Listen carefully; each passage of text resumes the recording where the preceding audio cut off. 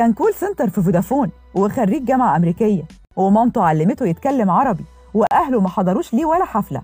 اسمه الحقيقي أحمد علي، وويجز ده يبقى فكرة واحد صاحبه، لكن مع الأسف ناس يسألوا إيه هو معنى الاسم. بدأ راب في 2017، وبعد 5 سنين بقى شاطر قوي في مجاله، وظهر مع مكي اللي بيعتبر أشطر واحد في مصر في الراب، ودس محمد رمضان وتسبب في اعتزال مروان بابلو، وشارك في بطولة مسلسل بيمبو. كل ده وهو عنده 23 سنة بس. طب ازاي؟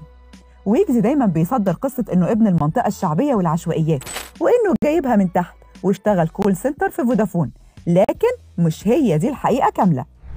صحيح ويجز خارج من الورديان في اسكندرية، وهو حي شعبي وبسيط، لكنه اتنقل في طفولته بين المغرب ودبي بحكم شغل والده، واتعلم في مدارس دولية، ودرس في الجامعة الأمريكية وفق تصريح نقيب الموسيقيين هاني شاكر. كان شغال في فودافون وهو عنده 18 سنة، لكن على خط UK، يعني خدمة عملاء الأجانب، لأنه بيتكلم إنجليزي بطلاقة، وكان بيقبض بالدولار. يمكن المنغص الوحيد في مراهقته لما باباه ساب البيت وراح اتجوز مرة تانية في بلد تانية، ومامته كانت بتقوم بدور الأب والأم، وهي اللي علمته يتكلم عربي باللهجة المصرية اللي كان لسانه تقيل عليها جدا بحكم تربيته بره.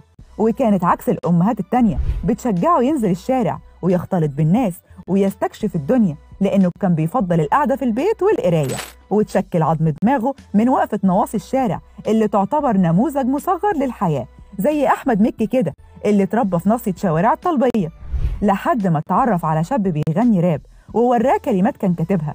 قال له تنفع أغنية، تعال نسجلها، وعجبه جو المزيكا والاستوديو قوي، فقام استقال من فودافون وروح لمامته قال لها أنا سبت الشغل عشان هغني. فمامته طبعا اتصدمت وبصت له، انت اتهبلت يا ابني؟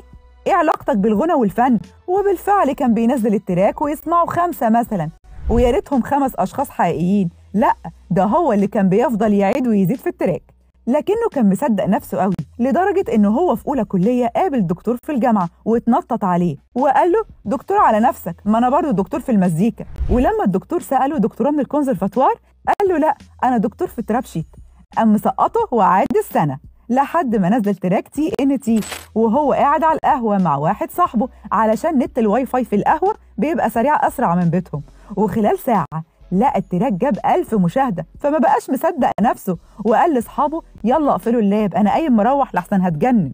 ويجز بيقول ان الحلم ابتدى باحلام بسيطة، انه كان بيشتغل علشان الفلوس، ومع ذلك كانت بتعدي عليه ايام معهوش حتى 20 جنيه في جيبه، وقرر انه مش عايز اكتر من 100 جنيه علشان يقدر يعيش اليوم، ولو ربنا كرم قوي وفتحها من وسع يعني هيروح يجيب جزمة من جوتشي ب$800، يعني حوالي 12,000.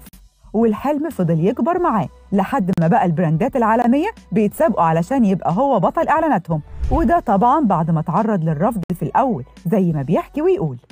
وإن شركة مشروبات غازية سرقوا فكرته بعد ما اتفقوا معاه وادوها لمحمد رمضان، لكن ويجز مش شاغل باله مين نمبر 1 ومين نمبر 2 وكده يعني، وهو بيقول أنا طول ما في جيبي 100 جنيه أنا كده ملك زماني تمام قوي ومش عايز حاجة من الدنيا، وأمنيته الوحيدة إنه يعيش اليوم اللي يشوف فيه أهله باباه ومامته وإخواته ال6 بيحضروا له حفلة، ومستعد يعمل لهم حفلة خاصة بس هم يوافقوا، ده لأنهم بيشوفوا الفن اللي بيقدمه خبط ورزع ودوشة وقلب الدماغ، وما بيستحملوش يسمعوه 5 دقايق على بعض حتى في البيت، على الرغم إنه وفق منصة سبوتيفاي هو النجم الأكثر استماعا في مصر والعالم العربي فوق الهضبة ل2 على التوالي، وهو لسه يدوب 23 سنة بس. شاطر وقدر يصدق حلمه، علشان كده نجح ووصل.